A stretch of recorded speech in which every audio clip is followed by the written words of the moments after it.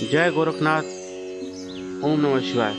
आज आपको मैं ग्रह शांति हेतु एक विशिष्ट मंत्र बता रहा हूँ। इसका जो आपने सिद्ध करना है, इस होलिका दहन की रात्रि को ही इससे सिद्ध किया जाता है।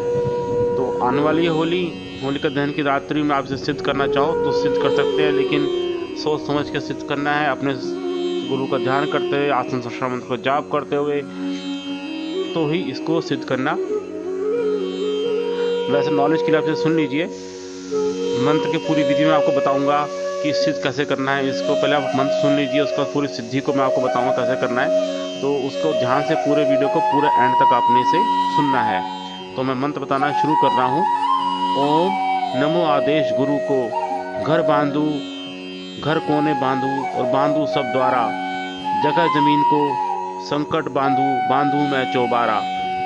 फिर बांधू मैली मुशाण को और कीलू पिछवाड़ा, आगे पीछे डाकन कीलू आंगन और पनाड़ा। कोप करत कुल देवी कीलू पितरों का पतराड़ा। कीलू भूत भवन की मंगन, कीलू कील कील नरसिंह। जय बोलू ओम नमो नरसिंगा, भगवान करो सहाय। या घर को रोग शोक दुख दलिंदर भूत परेत, शाकनी डाकनी मैली मशान नजर टोना। ना भगाओ तो लाख लाख आन खाओ।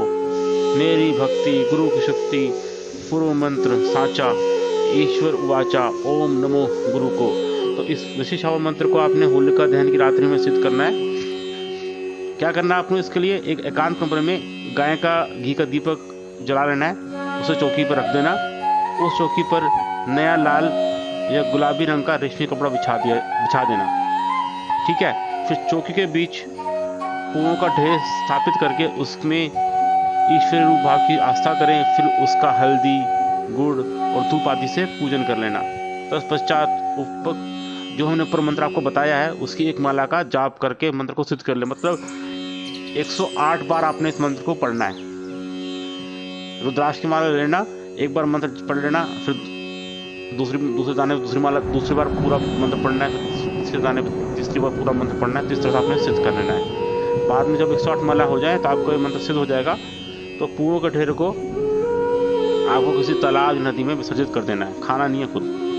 ठीक है। तो अब क्या करना है, जब ग्रह शांति के लिए इस मंत्र की आवश्यकता हो, कहीं ग्रह शांति करनी हो तो रात्रि काल में क्या करना है, अपने नागफनी को कील लें। बाधा पीड़ित ग्रह के किसी साफ कमरे में, एक साफ सुथरे कमरे में एक नए गुलाबी रंग के कपड़े को लकड़ी की चौकी पर बिछा दें। चौकी पर 7 अंक की ढेरियाँ और चौकी के चारों कोनों पर 7-7 पूड़ियाँ रख दें।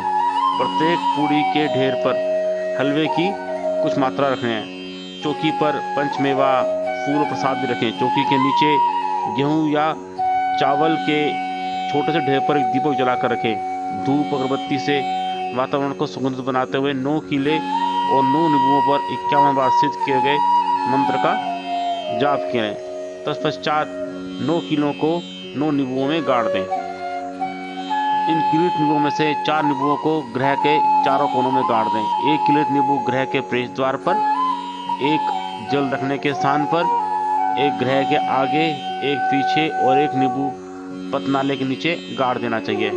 इन कीलित नींबुओं को गाड़ते समय बराबर मंत्र का जाप करते रहना चाहिए। यह संपूर्ण उपाय करने के उपरांत चौकी और चौकी के नीचे रखे हुए सभी इन पदार्थों को जो इस उपाय में प्रयुक्त किए गए थे उन्हें किसी एकांत स्थान पर रखाएं। उपरोक्त क्रिया करने से ये ग्रह बाधा से मुक्ति प्राप्त हो जाती है। यदि एक बार प्रयोग में सफलता ना मिले तो एक बार इसे और कर लें।